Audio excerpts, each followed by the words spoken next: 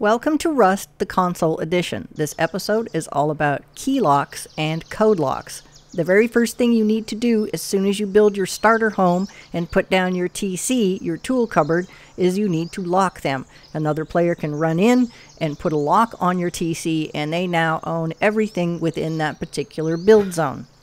So I have 2 keylocks cooking right now. They only take 100 wood each, and they open and close for you only. You can make a key for a fellow player and drop it to them, but that has risks that if somebody kills that player and knows where your camp is, they can gain access to your stuff, and you don't want that. So at this point in time, before you get code locks, use a key lock. Now, for some reason, I can attach a key lock to the TC. There we go. And as the green light shows it's still open, hit X for more options. Okay. I'm going to authorize myself on this TC. Now I know what I forgot. I need to add upkeep to the TC first. So let's go ahead and put our wood scraps in there. Yes. Now it's working. Now it's our base. Now we're going to go ahead and lock that. So you can lock and unlock, make a key. That's the one off to the left right there. And also remove the lock. There you go. And also another tip is that to authorize other players to join your build area and your team and have access to your TC, you have to unlock it, and then they can go up and authorize themselves, and then also remember to lock it again. And here I am trying to figure out why the key lock is not fitting on the door. This took me a moment or two because I've done it before, but after I've upgraded the walls and the door frame from twig to wood. So I finally figured it out. I'm sitting here hammering on the door wondering what the heck I'm doing wrong. And it turns out that yes, you have to upgrade.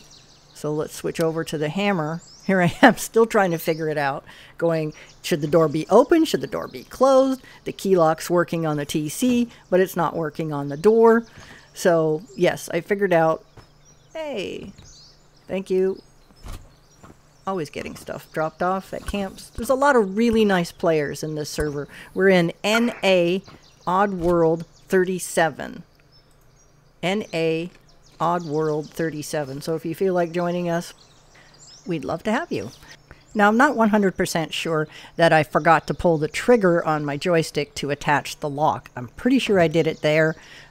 We have the wood here. I'm just going to take half of it out. I have a feeling that I do have to upgrade the wall from twig to wood. Let's go ahead and do that. There. Now we can open the door, go over to the lock, pull the trigger and attach it. There, it worked that time. So I'd have to double check that. So I know it works when the wall's upgraded from twig to wood, and when I pull the trigger, the lock automatically goes on, and you just click lock. Once you close the door, only you yourself can go in and out. Next up, we'll have the code locks.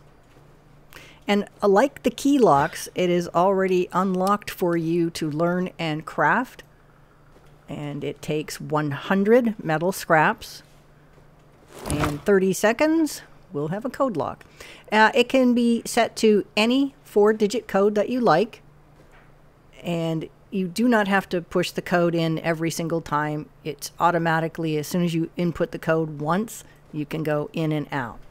Now, if you're a solo player, the normal key locks work just fine. The code locks are for, 2 players and upwards, so everybody can access everything. So the first step is unlock the key lock, remove lock. There you go. And I already have that one in the hotkey menu. It's attached with a little trigger pull. Now you hit Y, put in something arbitrary instead of 1, 2, 3, 4. And there you go. Open door. And you can go in and out as long as you tell your other players, your teammates, sorry, what the code is. They come up and input the code one time, and then they have access. You can also unlock with code. Let's see what else we got. Unlock with code. That's what they'll use.